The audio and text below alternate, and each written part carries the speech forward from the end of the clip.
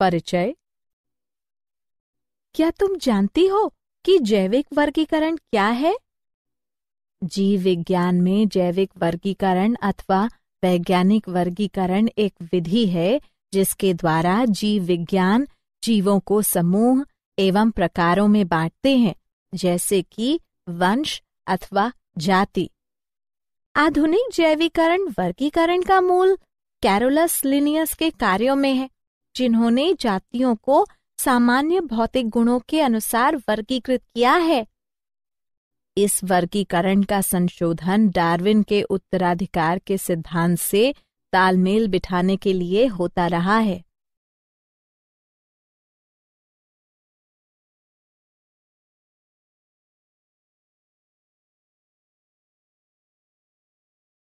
उद्देश्य।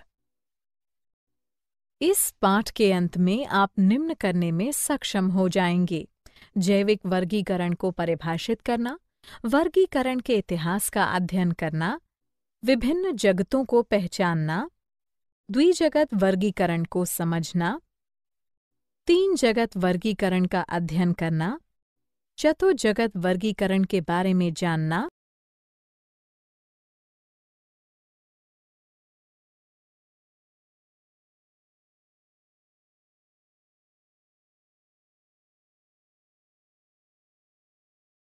पांच जगत वर्गीकरण के बारे में जानना, छह जगत वर्गीकरण के बारे में समझना, मोनेरा जगत के गुणों को समझना, आद्य बैक्टीरिया की संरचना तथा गुणों का अध्ययन करना, यू बैक्टीरिया की संरचना तथा उनके गुणों का अध्ययन करना।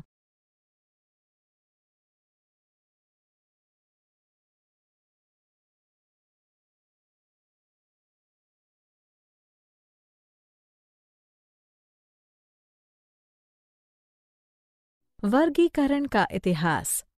अरस्तु मिस्र के दार्शनिक थे जिन्हें जंतु विज्ञान का जनक कहा जाता है। उन्होंने अपनी पुस्तक हिस्टोरिया एनिमेलिया में जंतुओं को वर्गीकृत किया। अरस्तु के दो मुख्य समूह थे: एनेमा, बिना लाल रक्त वाले जंतु अकशेरुकी, तथा इनेमा, लाल रक्त वाले जंतु कशेरुकी। इनेमा को पुनः ओविपारा तथा विविपारा में बांटा गया। थ्रियोफ्रास्टस ने पादपों को उनके रूप तथा संगठन के आधार पर वर्गीकृत किया।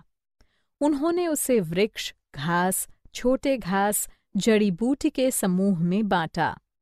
थ्रियोफ्रास्टस ने 480 पादपों को अपनी पुस्तक हिस्टोरिया प्लांटम में नाम दिया तथा वर्णन किया। जॉन रॉय ने पहली बार जंतु प्रजाति पद को प्रस्तुत किया तथा परिभाषित किया। उन्होंने अपनी हिस्टोरिया जेनेरेलिस प्लांटेरम में 18,000 से अधिक पादपों तथा जंतुओं का वर्णन किया तथा जंतुओं की पहचान के लिए शब्द विकसित किए। वर्गीकरण की आधुनिक पद्धति की शुरुआत 1758 ईस्वी में शुरू हुई, जब कैरोलस लिनियस ने अपनी पुस्तक सिस्टेमा नेचुरा के 10वें संस्करण को प्रस्तुत किया। उन्होंने सामान्य गुणों के आधार पर यह भी पहचाना कि विभिन्न प्रजातियों को वृहत्तर प्रकारों में वर्गीकृत किया जा सकता है, जिसे उन्होंने टेक्सॉन कहा।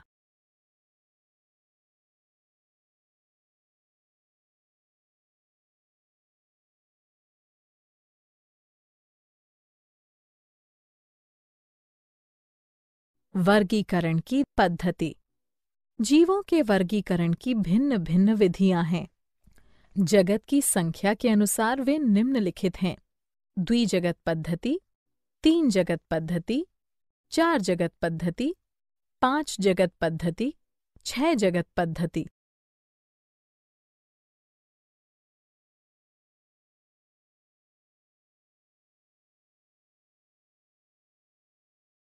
वर्गीकरण की द्विजगत पद्धति। अरस्तु के काल से ही जीव विज्ञान ने सजीव जगत को दो जगतों में विभाजित किया। वे हैं पादप तथा जंतु जगत। कैरोलस लिनियस ने भी सजीवों को दो भागों में विभाजित किया: जंतु के लिए एनिमेलिया तथा पादपों के लिए वेजिटेबिलिया। उस काल में दो जगत पद्धति बिल्कुल तर्कयुक्त था, क्योंकि पादप तथा जंतु स्पष्ट विभेदित हो सकते थे।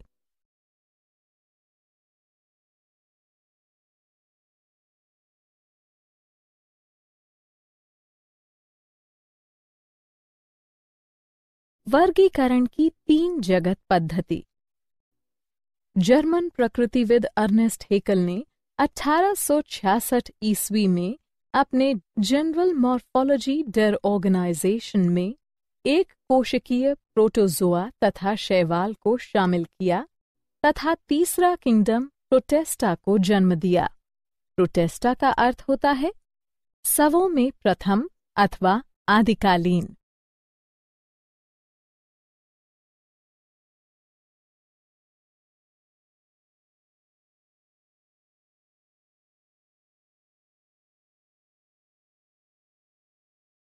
वर्गीकरण की 4 जगत पद्धति। 1930 में फ्रांसीसी समुद्री जीव विज्ञानी एडवर्ड चैटन ने जीवों के 2 प्रकारों, प्रोकैरियोट जिसमें केंद्रक का अभाव था तथा यूकैरियोट अधिक जटिल जीव जिसमें केंद्रक था, की पहचान की। 1938 में अमेरिकी जीव विज्ञानी हावर्ड एफ कोपलैंड ने चौथे किंगडम मोनेरा प्रोकैरियोटा को निर्मित किया, जिसे अब किंगडम प्रोकैरियोटा कहा जाता है।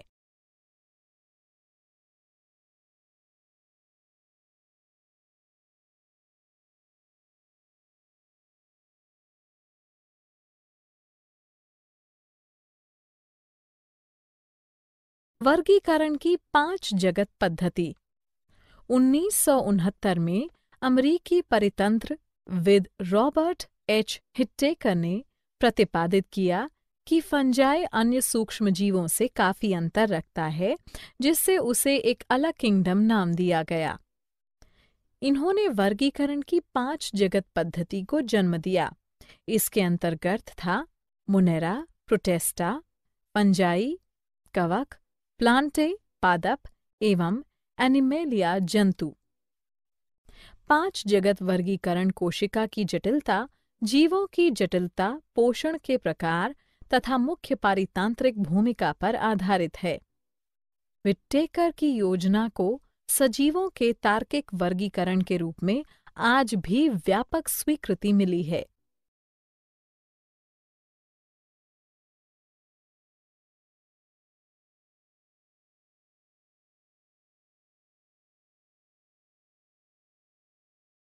वर्गीकरण की 6 जगत पद्धति। हाल ही में वर्गीकरण की 6 जगत पद्धति को 3 सूक्ष्म जीव विज्ञानियों कार्ल वुएस, ओ कंडलर तथा एम.एल. व्हीलिस ने 1990 में प्रस्तावित किया। वुएस, कंडलर तथा व्हीलिस ने सभी जीवों को 3 मुख्य समूहों में प्रस्तावित किया, जिसे डोमेन या प्रांत कहा गया तथा जो किंगडम स्तर यूकैरिया, बैक्टीरिया तथा आर्किया से ऊपर था। वुएस की पद्धति में प्रांत यूकैरिया 6 जगत के 4 जगतों प्रोटिस्टा, फंजाई, पादप तथा जंतु जगत को शामिल करता है। अन्य 2 प्रांतों में से प्रत्येक में सिर्फ एक जगत है। प्रांत बैक्टीरिया में किंगडम यूबैक्टीरिया तथा प्रांत आर्किया में किंगडम आद्य bacteria.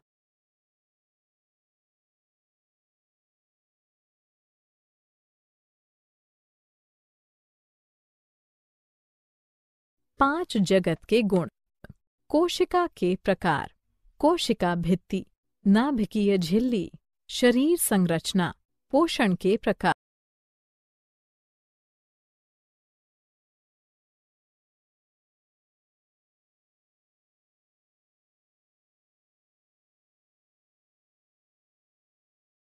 Kingdom Monera. Kingdom Monera के अंतर्गत प्रोकैरियोटिक आता है। उनमें केंद्रक झिल्ली का अभाव होता है। वे प्लास्टिड्स, माइटोकॉन्ड्रिया तथा विकसित 9+2 स्ट्रैंड फ्लैचेला से वंचित होते हैं। मोनेरा की कोशिकाएं अति सूक्ष्म होती हैं। वे प्रायः एक कोशिकीय जीव होते हैं। पोषण के मुख्य प्रकार अवचूषण हैं, किंतु इनके कुछ समूह प्रकाश संश्लेषी अथवा केमोसिथैंक्टिक होते हैं। प्रजनन साधारणतः विखंडन अथवा मुकुलन द्वारा अलैंगिक होता है। प्रोटोसेक्सुअल घटना भी घटित होती है। अधिकांश जीवों में दृढ़ कोशिका भित्ति होती है। उदाहरण anabaena, nostoc, Oscillatoria, bacteria. Kingdom Monera अथवा प्रोकैरियोटा को 2 उपजगतों आद्य बैक्टीरिया तथा यू बैक्टीरिया में बांटा गया है।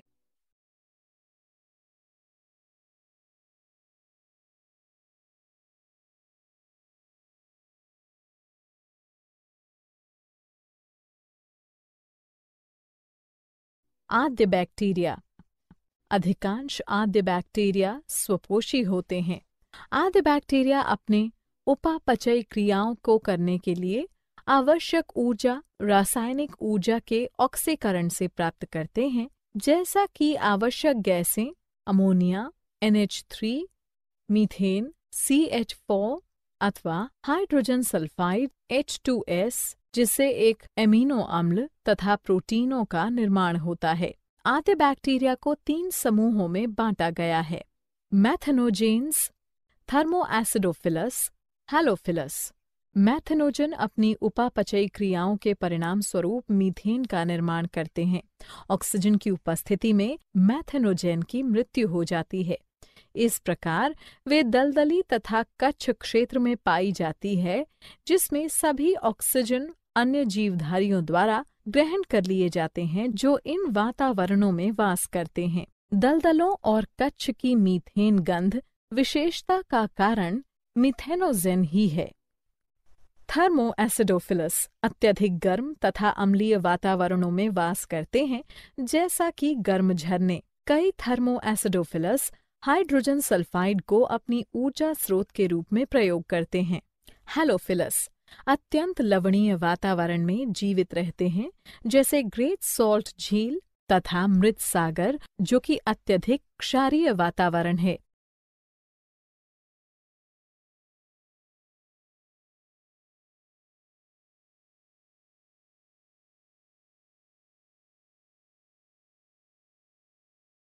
You bacteria. बैक्टीरिया की प्रोकैरियोटिक कोशिकाओं में एक बाह्य कोशिका भित्ति होती है जो प्लाज्मा झिल्ली को घेरता है, जो अंततः अक्षीय राइबोसोम से युक्त साइटोप्लाज्म को घेरता है। उनमें साधारणतः केंद्रक, क्लोरोप्लास्ट तथा माइटोकॉन्ड्रिया जैसे संलग्न अंगों की झिल्ली का अभाव होता है। डीएनए की वर्तुल स्ट्रैंड, जो कोशिका न्यूक्लियोइड के एक भाग में प्रायः कुंडलित होते हैं, एक क्रोमोसोम के रूप में काम करता है। उपापचयी क्रियाएं जैसे कि इलेक्ट्रॉन का स्थानांतरण तथा प्रकाश संश्लेषण प्लाज्मा झिल्ली में होता है, जो कभी-कभी कोशिका के अंतरंग भाग की ओर मुड़ती है।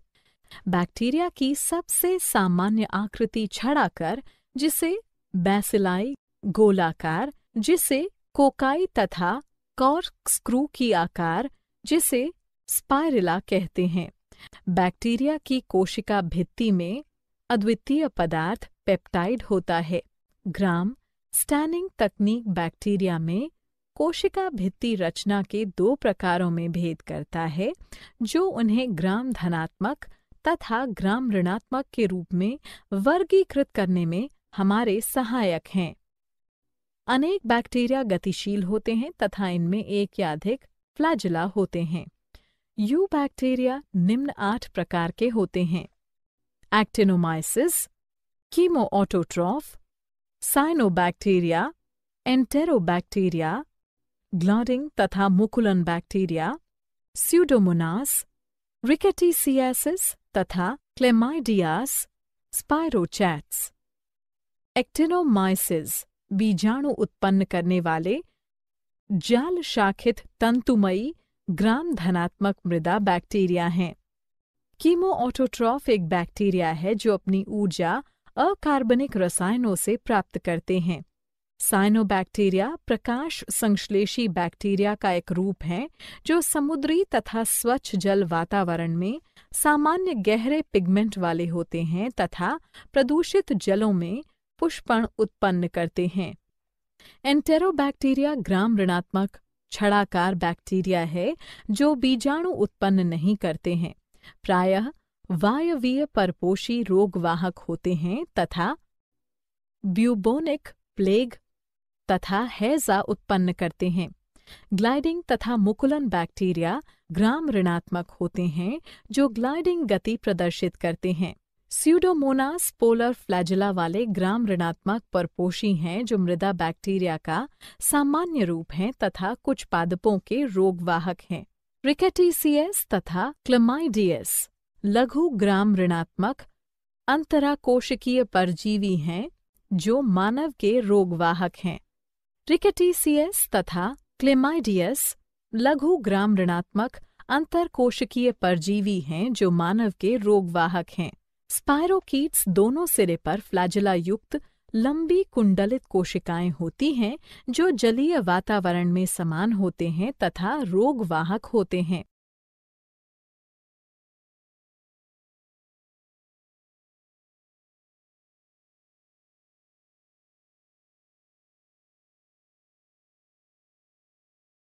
क्या आप जानते हैं? क्लासिकल टैक्सोनॉमी मॉर्फोलॉजिकल गुणों पर आधारित है। फाइलोजेनेटिक टैक्सोनॉमी की शुरुआत एंगलर तथा प्रेंटल ने किया था।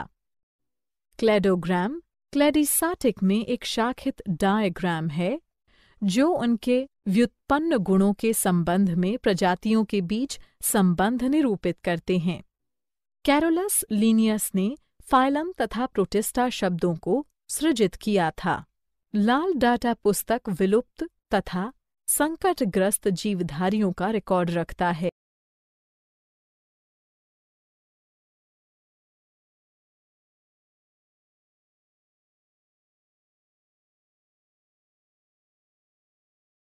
सारांश। आइए हमने जो कुछ सीखा है उसे संक्षेप में दोहराएं। पादपों तथा जंतुओं का जैविक वर्गीकरण सर्वप्रथम अरस्तु ने सरल मॉर्फोलॉजिकल गुणों के आधार पर प्रतिपादित किया। लीनियस ने सभी जीवधारियों को बाद में 2 जगतों प्लांटा तथा एनिमेलिया में वर्गीकृत किया। पिक्टेकर ने एक विस्तृत 5 जगत वर्गीकरण मोनेरा, प्रोटिस्टा, फंजाई, प्लांटा तथा एनिमेलिया प्रस्तावित किया। 5 जगत वर्गीकरण के मुख्य आधार कोशिका संरचना, शरीर संगठन, पोषण की विधि तथा प्रजनन तथा फाइलेजेनेटिक संबंध थे। 5 जगत वर्गीकरण में बैक्टीरिया को मोनेरा किंगडम में शामिल किया गया है। बैक्टीरिया वितरण में समकालीन है।